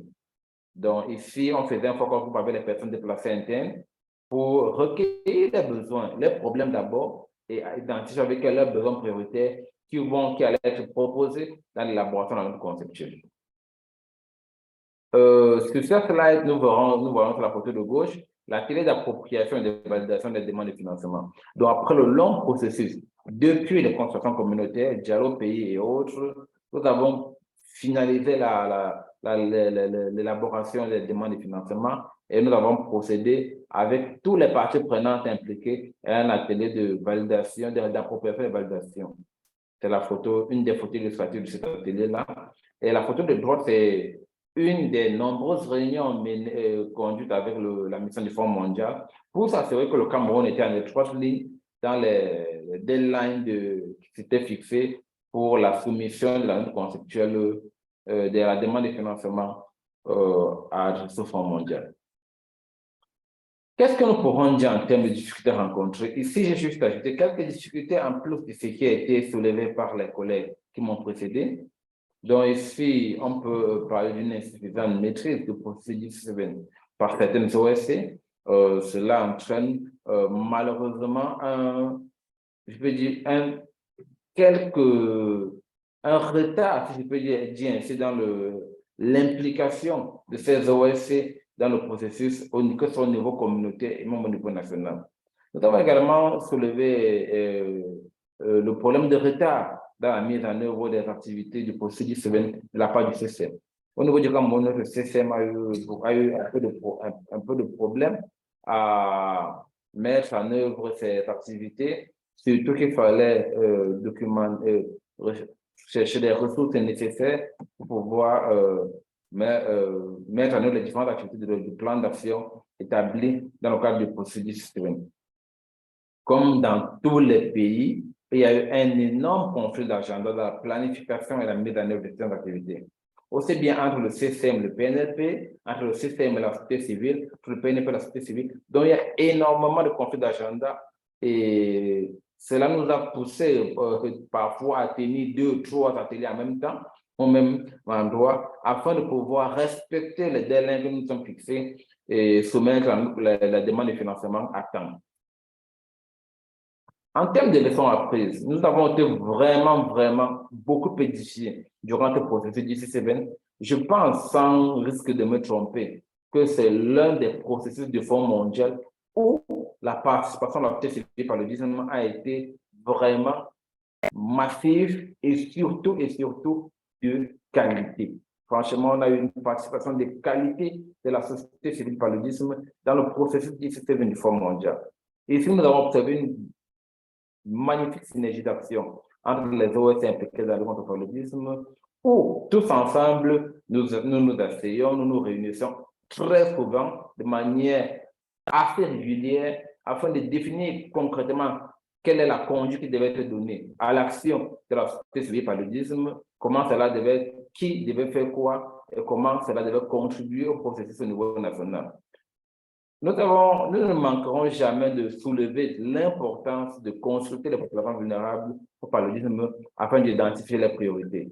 Donc, c'était vraiment important de faire cela parce que c'est un exercice qui n'est pas toujours fait, surtout concernant les populations vulnérables au paludisme. Pour les autres populations clés du VIH-Sida, de la TB, ils sont généralement consultés dans les processus du Fonds mondial, mais les populations paludisme sont assez souvent lésées, mais lors de ce processus, grâce à l'action que nous avons tous menée, nous, acteurs de la société civile, on a pu entendre la voix de la population vulnérable au paludisme.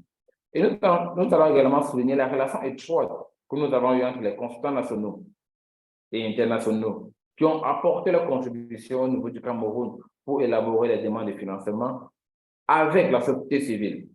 Et cela favorise la prise en compte des priorités des communautés vulnérables ainsi que les opinions de la société civile dans le cadre de l'élaboration des demandes de financement. Pas uniquement la note conceptuelle, mais pratiquement tous les documents qui ont été élaborés dans le cadre de ce processus l'ont été faits de concert avec la société civile et les consultants nationaux et internationaux. Et ceci, c'est une leçon apprise qui nous a permis de, je pense, produire des documents de qualité qui devaient être soumis au Fonds mondial.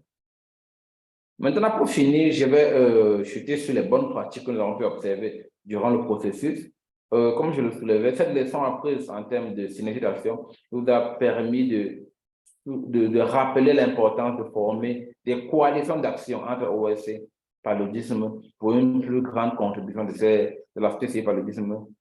Pas seulement lors du processus 7, le processus est encore long, nous ne sommes qu'au début, mais durant la suite de ce qui va être fait après la soumission de la demande de financement. De l'important de pouvoir maintenir ces coalitions et les perpétuer dans l'avenir pour qu'on puisse agir de manière synergique et surtout en faveur des populations vulnérables. Un autre aspect important, c'est que c'est cette volonté qu'a montré la société civile de renforcer ses connaissances et ses capacités, surtout en termes des processus du Fonds mondial. Il y avait de nombreuses organisations qui étaient impliquées dans les activités du Fonds mondial, mais qui ne savaient pas réellement comment se déroule tout ce qui se passe en amont avant la mise en œuvre de l'activité au niveau du terrain. Donc, les OS ont montré de la volonté de renforcer les connaissances et les capacités en ce qui concerne le processus d'élaboration des notes conceptuelles, de soumission, les discussions, les dialogues pays, les consultations communautaires. Tous ces éléments-là ont été vraiment faits de concert avec une grande partie de la société civile et ça les a permis de renforcer les capacités. Dans la mise en œuvre des consultations communautaires, ce financement propre des OSC, n'oublions pas qu'ils sont nombreux. Elles sont nombreuses, les organisations civiles et organisations bases communautaires qui ont cherché leurs ressources à elles afin de pouvoir apporter leur contribution au processus CVN. Donc, rédiger des outils de collecte de données, faire des descentes de terrain et mener à bien des consultations avec les communautés afin de soulever les besoins de ces communautés-là et les présenter à l'équipe de rédaction de notre conception. Il n'est pas toujours évident de pouvoir couvrir tout un pays et de part et d'autre, nous sollicitons l'appui de tout le monde et chacun avec sa petite contribution a pu mettre a pu apporter sa pierre à l'édifice et cela a été vraiment une grande réussite pour laquelle nous avons pu ériger en termes de bonnes pratiques. Nous ne manquerons toujours pas de soulever également l'implication des populations vulnérables. C'est important. On ne peut rien faire si que ces populations ne sont pas impliquées dès le début. On veut mettre en œuvre des actions, continuer la mise en œuvre des actions pour lutter contre le paludisme dans les communautés. Mais si ces communautés, dès le départ, dès la planification, dès l'élaboration même de la demande de financement, ne sont pas impliquées, c'est déjà un faux pas que nous empruntons dans le cadre du processus d'implication et de redevabilité. Donc, cette redevabilité commence déjà par l'implication des populations vulnérables. Cela a été fait de manière brillante au niveau du Cameroun avec l'ensemble des OS qui ont été impliqués dans ce processus d'ICCD. Et pour finir, je vais parler, comme je disais, de la participation active des OS paludisme. Elle a été active, massivement active et surtout de qualité. Et nous profitons pour saluer vraiment toute la société civile paludisme du Cameroun qui a œuvré d'arrache-pied pour que les différentes sollicitations auxquelles elles ont été confrontées puissent être menées de main de maître par cette société civile. Donc, je vais remercier tous les participants ainsi que ma collègue Karine pour le temps qui m'a été accordé. Merci à tous. Merci, Fidèle. Merci beaucoup. Merci beaucoup, Fidèle. Alors, nous nous excusons une fois de plus pour ce léger retard que nous avons accusé aussi bien au début du webinaire que pendant le webinaire. Merci à Fidèle. Ce que nous retenons de tous nos différents panélistes, c'est que nous sommes vraiment les porteurs de parole de nos différentes communautés. C'est sur nous que repose la responsabilité de dire au Fonds mondial ce que nous voulons pour nos communautés. Donc, c'est toujours très important de noter cet aspect de responsabilité et de redevabilité. Et comme mon collègue Fidèle l'a si bien mentionné, c'est aussi important toujours d'impliquer davantage les populations vulnérables dans la prise en compte dès même la planification. Par exemple, dans certains pays, je ne sais pas si ça, nous on a eu ça ici au Cameroun, on s'est rendu compte qu'on avait oublié les orphelins dans la planification de la distribution des moustiquaires. Par exemple, c'est juste un exemple parmi tant d'autres. Donc, c'est un peu ça. Sans plus tarder, je remercie une fois de plus tous les panélistes et puis nous allons passer la parole, vous passez la parole. Si vous avez quelque chose à dire, à ajouter, il vous suffit juste de lever la main et puis nous allons vous donner la parole. Alors, il y a un spectateur qui a levé, Jonathan. Please, Jonathan, just 1 minute, the time for us to fix for our interpreter.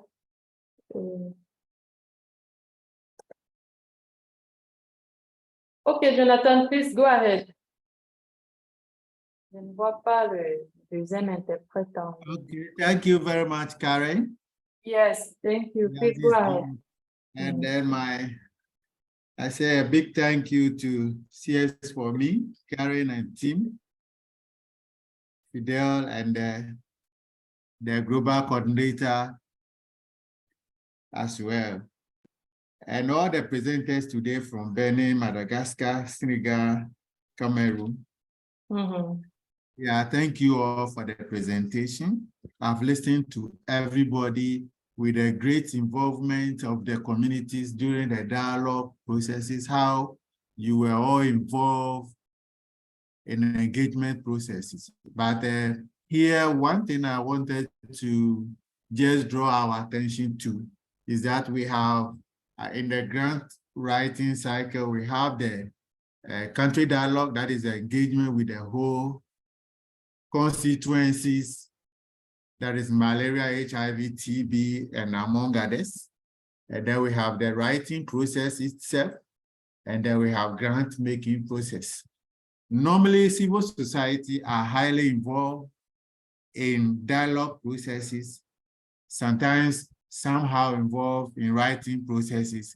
But when it comes to grant making processes, civil society they draw them back behind, and that is where the action is. If you are not highly involved in grant making process, you can make an input, but during the grant making process, they will tell you that Global Fund eliminate your activities. Your peers will tell you that Global Fund is not happy with this activity. They are not going to fund it. If you are part of the grant making process, you still make your case, justify it, and your activities will go through. So here, one thing that I've not get from all the presenters is how much, though you are involved, but where do you have a specific budget as communities that you are going to use to continue with the support of fighting in malaria in the communities from 2024 to 2026? Do you have those specifics? Why am I asking that? Like Ghana, we've been highly involved and we have some of those specific, and to be more general, we had $2 million earmarked for only civil society network to conduct community-led monitoring, capacity building, and community-led advocacy, beside other interventions in the community like education of bed net use, follow-up on pregnant women, and the rest. So I want to hear from the other presenters how specific they were on their budgets and what are they awaiting to make sure that after all the great engagement, they will have something on the ground running in the communities coming the next 3 years. Thank you, and over. Thank you very much, Jonathan. Merci beaucoup de relever cela. Effectivement, oui, le processus du Fonds mondial, c'est plusieurs étapes. Et c'est toujours important de connaître quelle est notre place et de savoir que nous avons vraiment cette position de pouvoir changer les choses. Si nous voulons changer les choses, c'est maintenant, ce n'est pas après. Donc, merci beaucoup d'avoir relevé encore cela. Est-ce qu'il y a une autre personne qui voudrait ajouter quelque chose ou poser une question?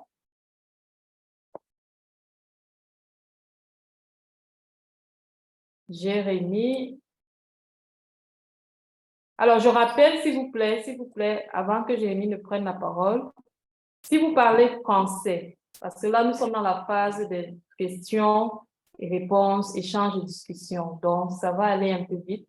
Si vous parlez français, branchez-vous sur le canal en français. Et si vous parlez anglais, branchez-vous sur le canal en anglais. So, as I was saying, please, if you speak French, go to the French channel. And if you speak English, please go to the English channel. It's very important. Jérémy, tu as la parole.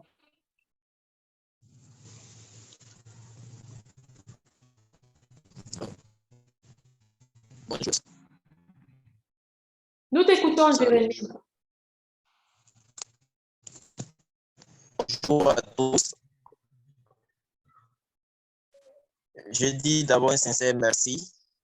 OK, merci.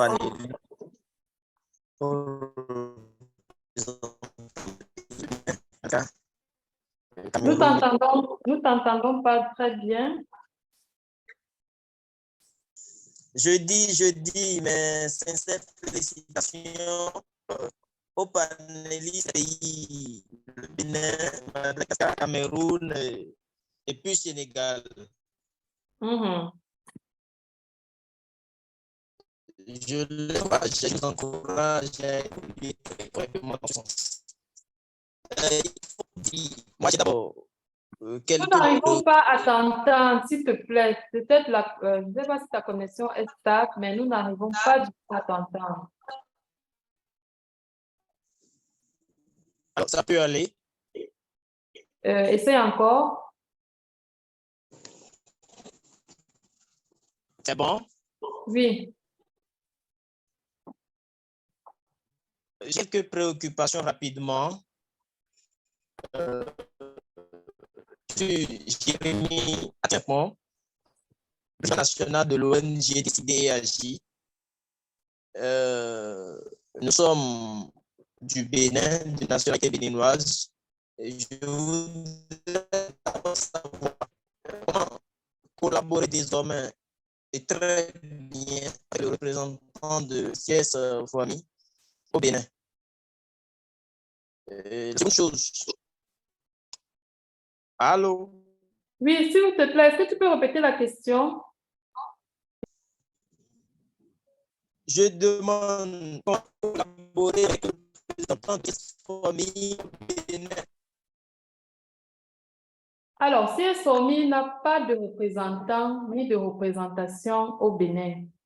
Ces panélistes qui ont présenté, ce sont des panélistes, ce sont des organisations de la société civile qui ont été sélectionnés dans le cadre d'un appel à projet que CS Foami a lancé en fin 2022. Il y a beaucoup d'organisations de beaucoup de pays qui ont appliqué et c'est après le processus de sélection en fonction de leurs propositions que le comité qui a siégé a opéré ces différents choix. Donc, CS Foami n'a pas de représentant au Bénin. Alors, j'ai compris. Merci pour cet éclaircissement. Et ma seconde préoccupation. Notre organisation actuellement est en train de piloter dans ce sens. Et ce projet vise à distribuer les moustiquaires au centre de quelques départements du pays. Je me demande, est-ce que CS Foami pourrait collaborer avec nous pour la réussite de ce projet, pour une bonne suite de ce projet? Bon, votre question n'est pas dans le cadre du COFITOL. Néanmoins, nous le répétons toujours, si une personne a une demande particulière à faire, il suffit d'adresser votre demande au secrétariat CS Foami. Pour ceux qui connaissent l'adresse, secrétariat@csfoami.org.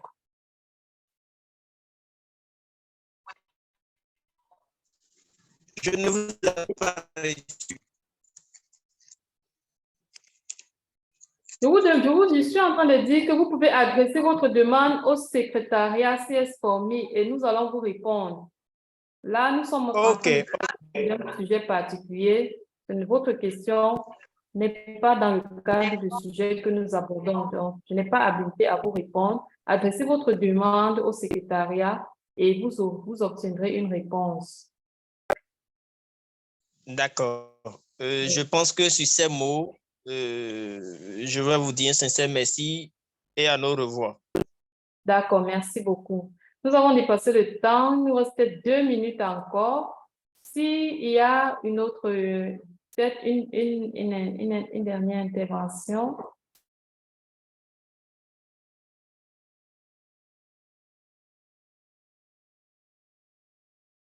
Peut-être quelqu'un parmi les panélistes voudrait dire un dernier mot avant que nous ne puissions clôturer.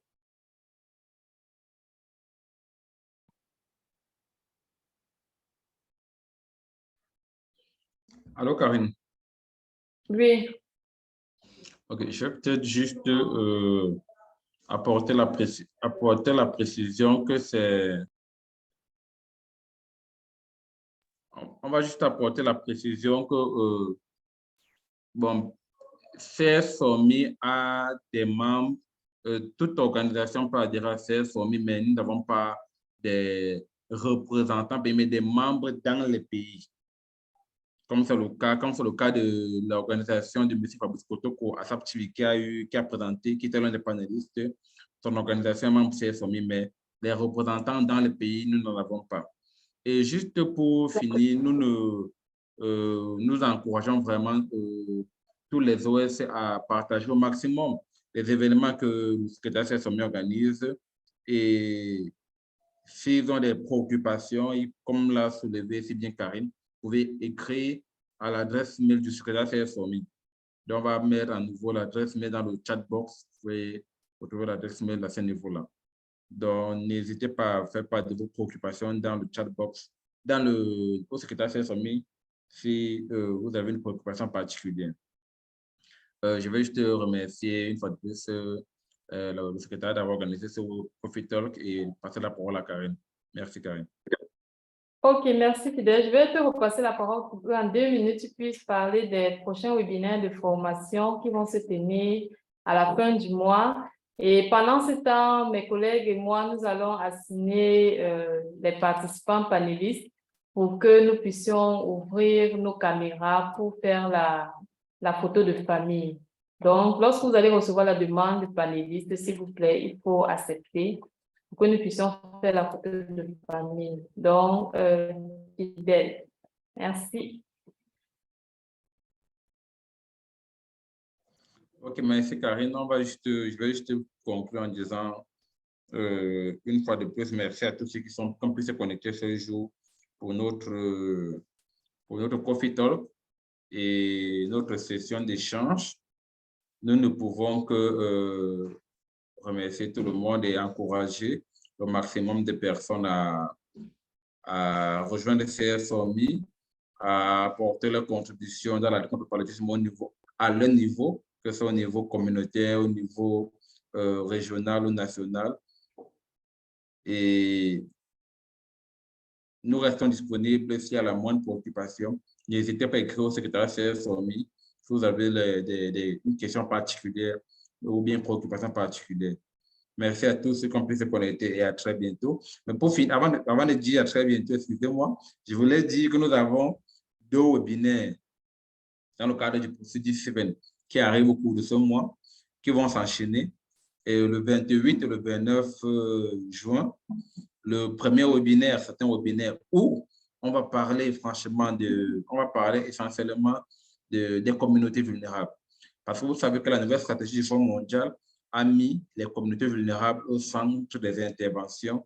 Donc, nous avons au sein du secrétariat CSOMI procédé au développement d'un outil assez simple pour pouvoir expliquer cet aspect de communauté, de ce qu'on entend par communauté vulnérable et comment est-ce qu'elle est perçue dans la nouvelle stratégie du Fonds mondial. Donc, on aura un webinaire avec une experte dans le domaine qui va nous édifier là-dessus à la fin le 28 juin. Prenez bien rendez-vous, s'il vous plaît. C'est le 28 juin de 9h à 11h GMT. Et le 29 juin, nous aurons également un autre expert qui va nous édifier. C'est un autre aspect très important du processus DC7 qui est le grand making. Donc, très peu d'OSC ont eu à participer au processus du grand making lors des précédentes subventions du Fonds mondial. Et nous encourageons de plus en plus les OSC à s'y intéresser. Et pour pouvoir s'y intéresser, pour pouvoir participer, nous avons développé un outil assez simple également pour pouvoir comprendre ce que c'est que le grand making, comment la société civile peut intervenir dans le grand making et surtout, quelles sont les étapes à respecter dans le cadre du grand making. Donc, nous aurons également un autre webinaire le 29 juin, également de 9h à 11h GMT, où nous allons de long en large parler du grand making. Donc, je vous invite. Le flyer sera disponible au plus tard en début de semaine prochaine ainsi que les annonces d'invitation et le lien d'invitation. J'invite tout le monde à se connecter pour pouvoir écouter, suivre, participer activement à ces webinaires très importants qui se tiendront respectivement le 28 et le 29 juin. Merci, Karine, pour la parole. Merci. Alors, juste un dernier merci à tous les panélistes qui ont donné de leur temps et aussi et surtout à vous, les différents participants qui ont aussi bien daigné prendre de votre temps pour aussi les écouter. Parce que si nous organisons ce webinaire et que vous n'êtes pas là, vraiment, ça n'aura pas de sens. Donc, nous ne cesserons de vous dire merci. Comme Fidèle l'a dit, nous vous attendons au prochain webinaire que nous aurons. Ce sera 2 jours successifs. Pour la plupart des pays, ce sera en matinée et je crois en début d'après-midi. Donc, nous allons directement passer à la photo de famille et puis nous allons nous séparer. Encore merci une fois de plus.